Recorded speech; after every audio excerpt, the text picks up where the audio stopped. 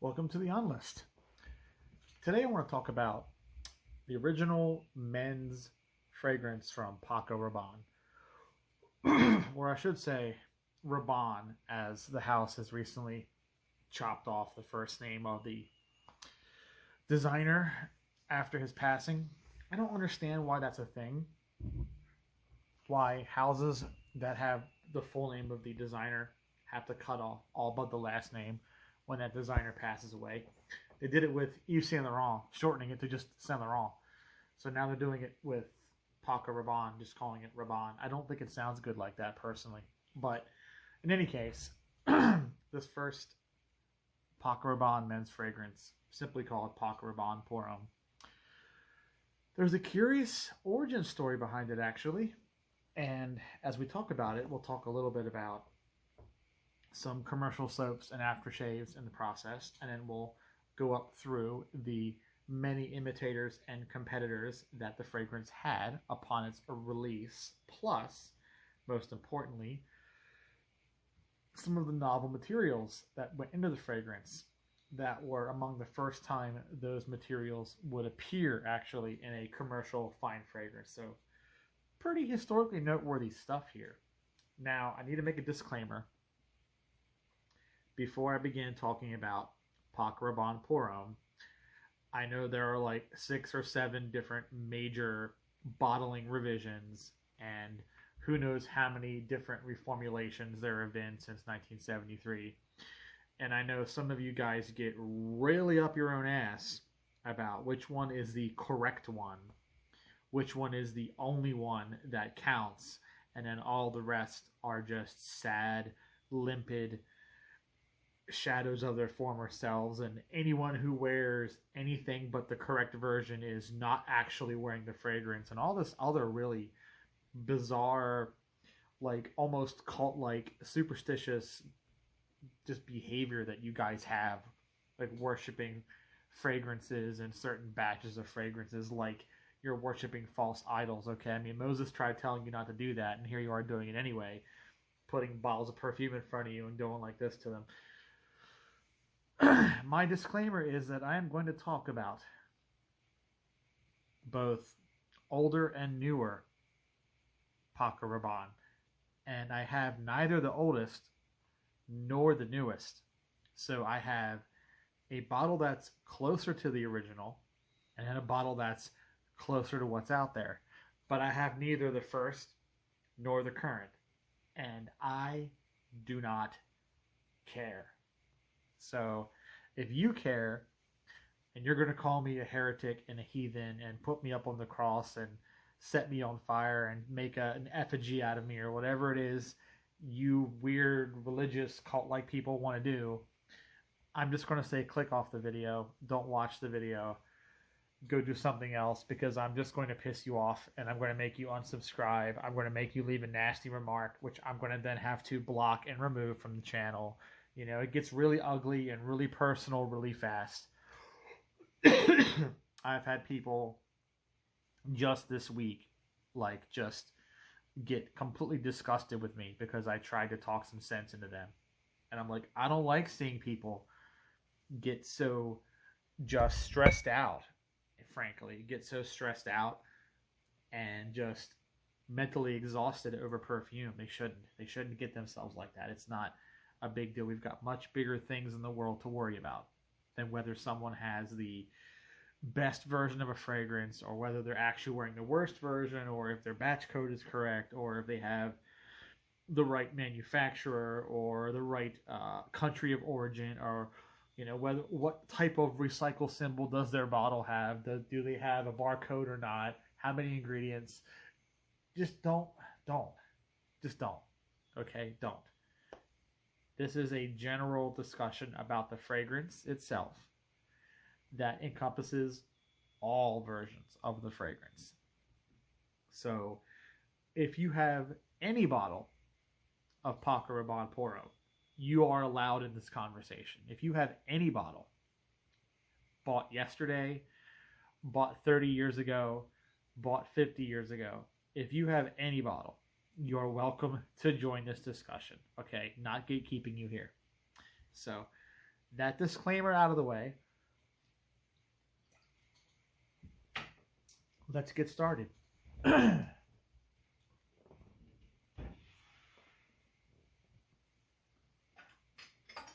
First things first, my old but not the oldest is this one. I'm going to say this is version 2 because it has the embossed R on it. Doesn't have the sticker. The very early bottles had a sticker. I also think the early bottles did not come in spray. I think they were only splash. I could be wrong. Some of you are going to very angrily correct me about that, which, again, like I said, it's not a big deal. Don't take it personally. Don't pull out the crusade sword and go fight the infidels. It's not worth it.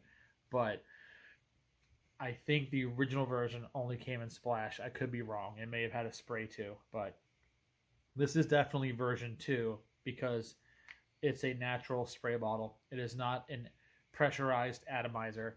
Some of the early ones from the 70s, when sprays first began to appear, a lot of them were pressurized, right? In the 50s and 60s, they were pressurized. In the 70s, they were just starting to phase in the spring mechanism over the gas charge. But I think if there was an early Paco Rabanne in a spray, it was probably a gas charge. But this is version 2, like I said. So late 70s, early 80s for this one. It's not the oldest, but it's also still pretty old. Which is what matters, right? That should be all that really counts. Likewise, here's my newer bottle. It has the big R on it, so it's newer than the 2000s, so it's 2010s. And it still has the built-in sprayer.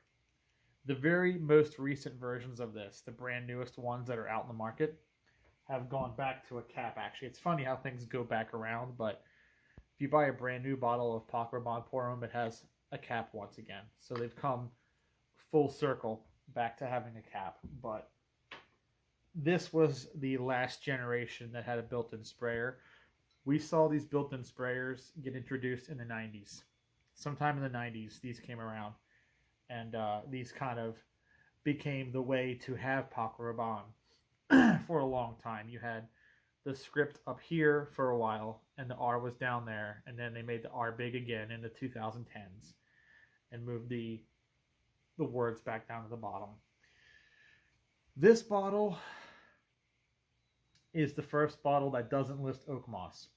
So this is a mossless bottle of Paco Rabanne, which bears some distinction for those of you who are absolutely obsessed. Again, you are just completely batshit fucking insane about this stuff, and it keeps you up at night, and you howl at the moon or whatever, and itch the back of your ear like a werewolf. You get crazy over some oak moss, then you get into my comments, and you call me all kinds of things. Sometimes I get hit with the homophobic slurs too. I get hit with all the crazy shit. You guys just get so up in arms over perfume. I used to get mad about it, but now I just laugh at it, and I also kind of look down on people who do that nowadays. People who get all up in arms over this stuff. I just look down on them like, wow, aren't you guys pathetic? There are so many bigger things in the world to be stressed out about. Perfume should never be one of them, you know. And I had my period where I was like that too. I would get worked up too. I used to. But these days, all things considered, I can't anymore. So I just need to throw it out there that when I talk about vintage fragrances or specific materials and fragrances, that you just need to leave your pedantry and your gatekeeping and your weird solipsism and, you know, mystical, magical, superstitious thinking and all this religious mentality. Leave it at the door, okay? Because I don't want what you're selling. You cannot, you know, talk to me about your Lord and Savior oak moss. I don't want to hear it, okay? I'm going to tell you the same thing that I tell Jehovah's Witnesses. You can come inside, but the Bible stay outside. Leave them at the door, and you can come in. And they always say no thanks, and they leave. So, gives you an idea of how I feel about it. There it is. So the cool thing about Paco Rabanne was kind of like the arrival of this particular smell. And I say arrival because it had existed beforehand, but only as a down market. Bar soap, shave cream, deodorant, aftershave kind of thing. Like the origin of this particular species was not this fragrance. It was actually commercial products, shaving products pitched at men. That's where it begins.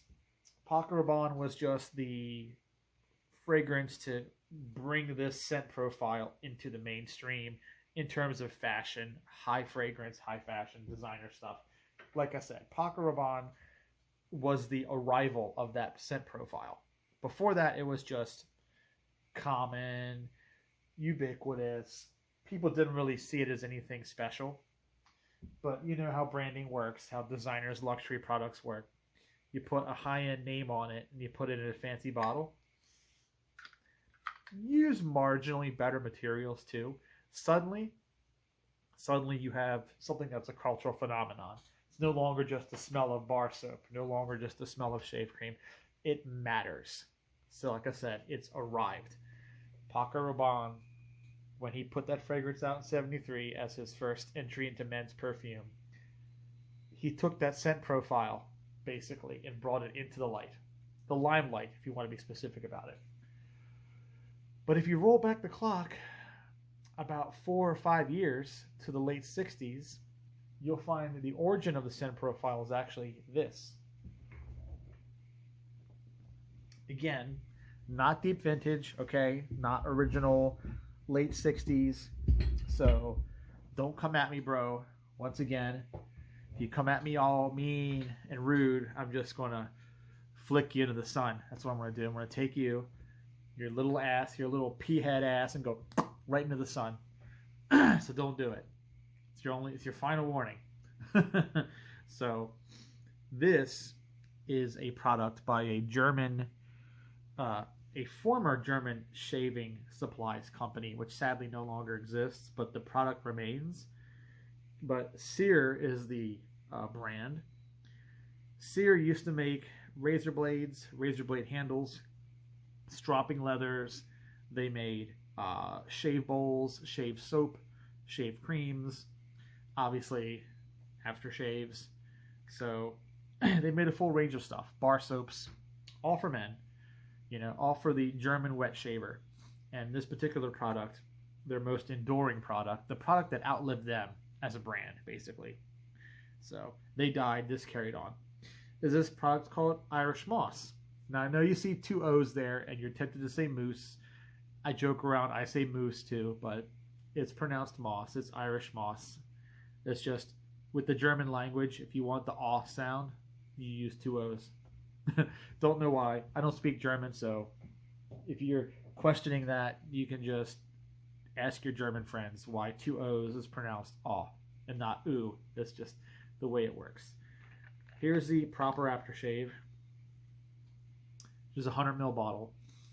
The eau de toilette only comes in 50 mils. You can't get a big one. Sadly, can't get a big one of those. But this scent profile here debuted in 1968 or 69. A little fuzzy on that. I want to say 69. Debuted as this scent profile. Very popular in Germany.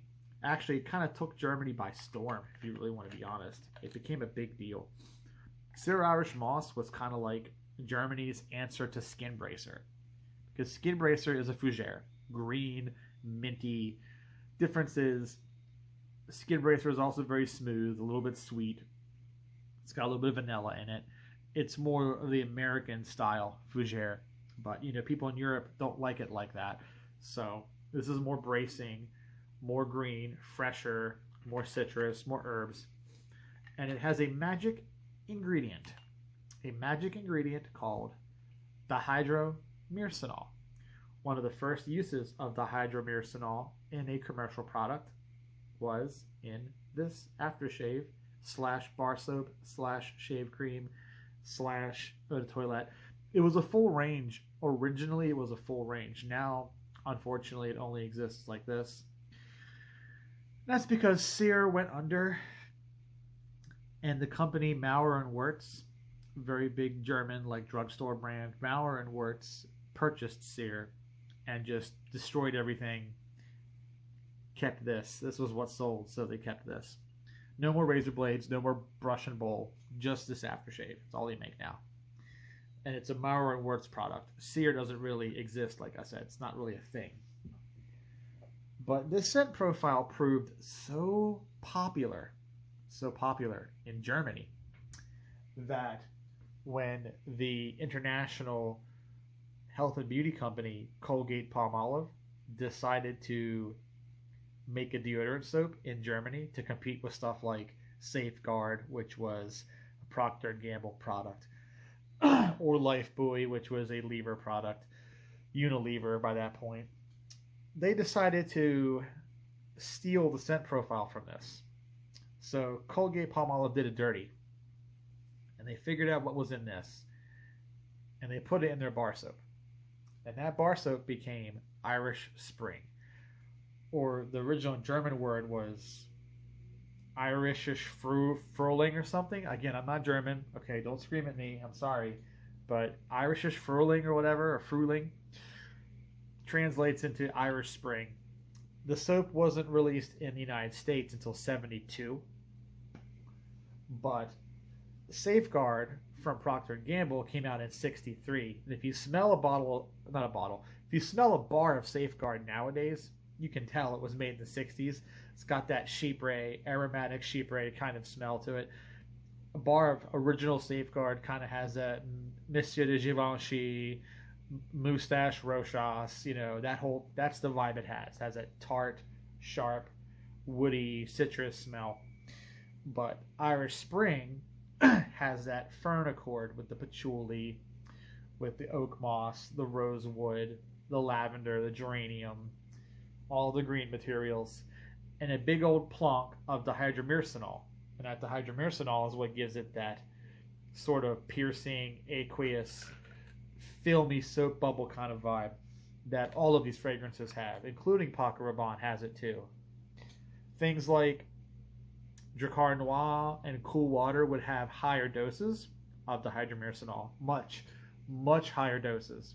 But there is some in this, starting in the late 60s, is when that particular material began really making waves.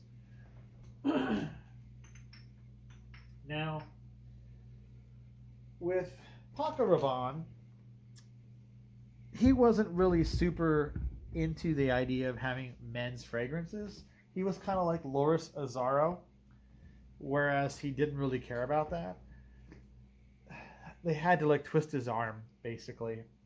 So, which is what they did to Loris Azzaro. They twisted. Actually, Azzaro Pour Homme was created by Maurer & Wertz because Richard Wertz was involved with it, of all things, right? So Richard Wertz actually got in on that directly. But Paco Rabanne hooked up with Antonio Puig, which had some popular men's fragrances like Agua Brava at the time, and of course Agua Lavanda from decades earlier. But Agua Brava was very popular. It again has a piney, fresh, fougère kind of vibe to it, similar to Aqua de Selva by Victor. So the logical conclusion was to go in that direction. Go in that woody, green, sharp direction. And as you might have guessed it, playing it safe, because that's the whole thing. People don't realize that when this came out in 1973, they were playing it safe. They didn't want to put a big, heavy, musky perfume on the market. They didn't want to put something like Halston Z14 or, that would make a Polo with big, super large dose of tobacco and moss and stuff. They wanted to play it safe. So they looked at the brush and bowl. They looked at the scent of Proraso Green. You can see Proraso Green also has a similar scent profile to the Irish Moss, similar scent profile to the Irish Spring soap. They all had that same kind of vibe to them. So he's like, okay, well, Proraso, Irish Spring soap, Sear Irish Moss, that whole diaspora, of the green, soapy, filmy, fougère smells. And they just got Rosendo Mateau, who was a perfumer at Puig at the time, house perfumer actually, and just had Rosendo Mateau basically take that scent profile upmarket, make it upscale. And he did that by incorporating obviously much higher quality scent ingredients. The early bottles of this stuff actually have musk xylene, which is a banned nitro musk. And a lot of people attribute the smell of deep vintage to oak moss. Yes, oak moss is definitely a contributing factor, because I can tell you, as much as I don't like to overemphasize older bottles over newer ones, I will say I cannot tell a lie. I cannot, like George Washington chopping down a cherry tree, I will not lie to you and say that the oak moss doesn't make a difference. It does. Clearly, the oak moss in this fragrance, missing in this one, gives you a richer, more petrichor, foresty kind of feel. It does do that. But it's the nitro musks, guys. The nitro musks that make this barbershoppy, creamy, lathery. Musk xylene does a good job of that, even though it's, like I said, verboten now. And by the time this bottle came out, they were starting to wean off. And then by the 80s, it would be gone, completely gone. It would be outright banned. And so you only get the musk xylene in the 70s bottles. You don't get it in anything after that. So. Now, this one, not having oak moss, not having nitro musks, is a much more sheer, sharp wear. And it's still good. Still gets you in that neighborhood, that Irish Spring, Sir Irish Moss neighborhood. Proraso Green, lather soap, gets you in that ballpark. But it just doesn't have quite the same, the same je ne sais quoi that this has. Just doesn't have it. And I can't really lie about that. Can you go your whole life without ever owning or smelling deep vintage? Absolutely. As long as you can have a bottle of this, you're good. Having the other one is nice, but you're not like missing out on a key experience in life. Not in my opinion, anyway. Now, let's talk about some of the competing fragrances. We will finish out this video talking about all of the also-rans that came around. I also want to say that the smell of Irish Spring soap became so intertwined with many of the fine fragrances that were coming out that by the mid-80s, Colgate-Palmolive decided to reformulate the soap smell. The scent has internally been known as Ulster scent. That's what they call it. Internally at Colgate-Palmolive, they call the smell of original Irish Spring Ulster scent. So they change Ulster scent here and there to meet with contemporary tastes and whatever, and to avoid smelling like, a high-end perfume. So I kind of get the feeling that even though Irish Spring kind of had it before Paco Rabanne did, that due to the popularity and the status of Paco Rabanne, that it was in Colgate-Palmolive's best interest to change the smell of the soap so that they weren't as similar to each other anymore. So starting in the 80s, the smell of Irish Spring soap got a bit smoother, a bit fresher, a bit more aquatic, but still green.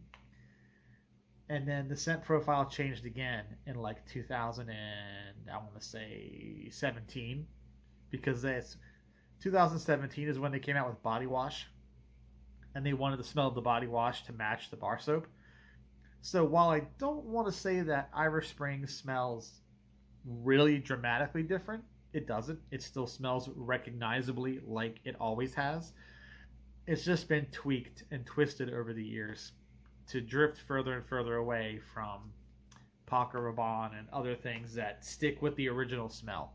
So unfortunately, if you want your Paco Rabanne to smell exactly like your Irish Spring, you've got to buy deep vintage bar soap. As goofy as that sounds, you got to get the deep vintage bar soap. I'm not telling you to run out and do that. I'm just saying it's what you'd have to do, I guess, to get that original Ulster scent or whatever.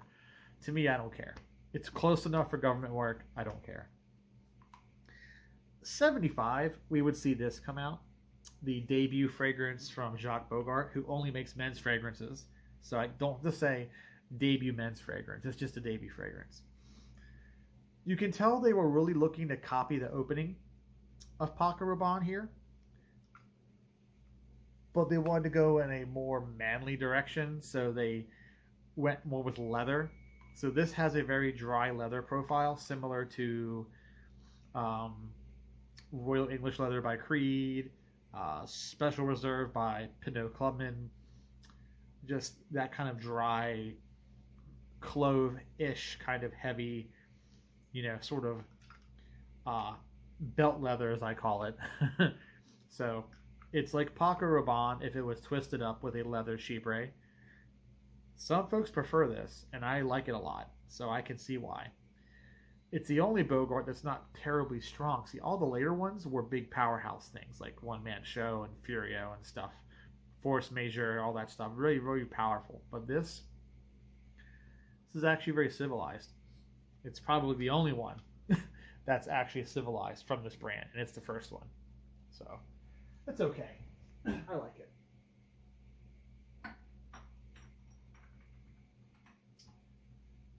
We would see a couple other competitors come out too.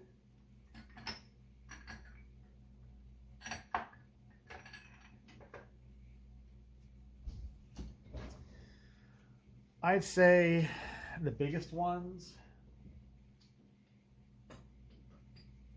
the ones that got the most attention, going to be this guy, which was released 79 in Europe and 82 for the rest of the world. So the official international release date is 82, because I think it was always sold in France in 79, 80, and 81. But by 82, it got launched globally. And then this one, 1978. So Van Cleef & Arpels Pour Homme really continues in the direction that Bogart went in first, with the leather base, the heavy leather base. Except the top notes, which are still somewhat reminiscent of Paco Rabanne.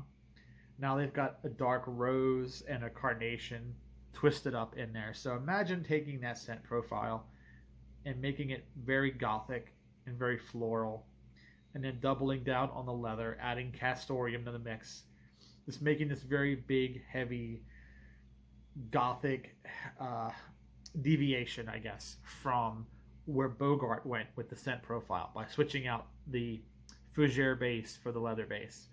So if you like that idea, if you like a chilling Edgar Allan Poe type of vibe with the Bogart, which is vibing off the Paco Rabanne, we're going like a family tree here, then the Van Cleef & Arpels is what you want.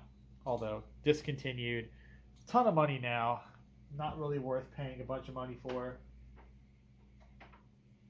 Now Roger and Goulet, they would come out with this, and they kind of leaned further into the shave cream.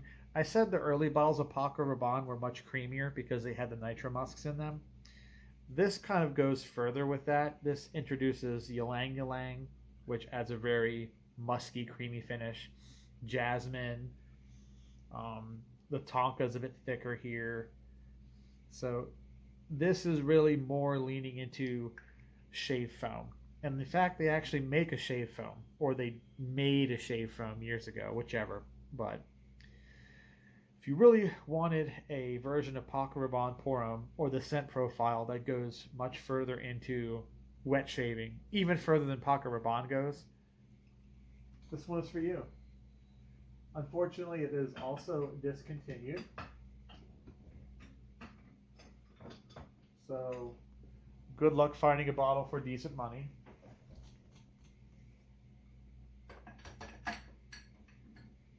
Then we have this guy back here.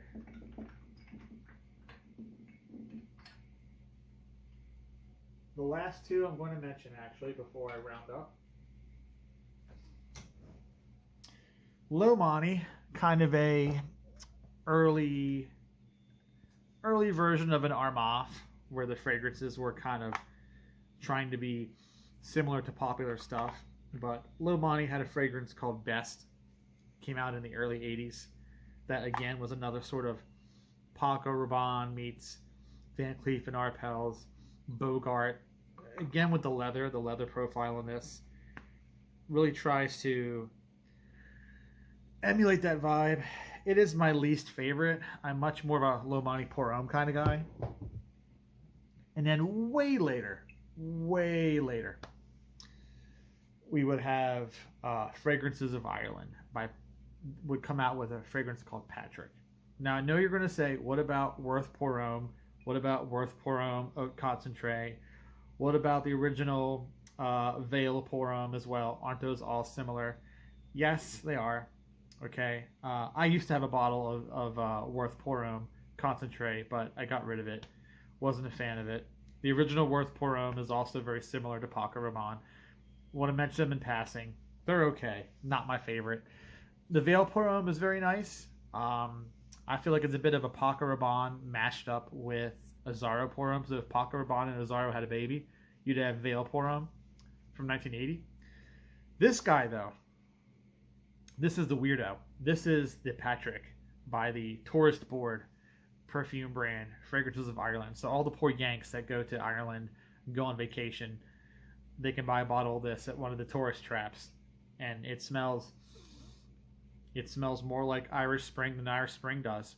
And that's ridiculous, because Irish Spring's not even sold in Ireland. So that about rounds it out for me. I will stop here with this release in 1999, Patrick, Fragrances of Ireland. All of these Paco Rabanne and Paco Rabanne accessories. Hope you enjoyed it. If you have any questions, ask me in the comment section, and I'll get to you when I can.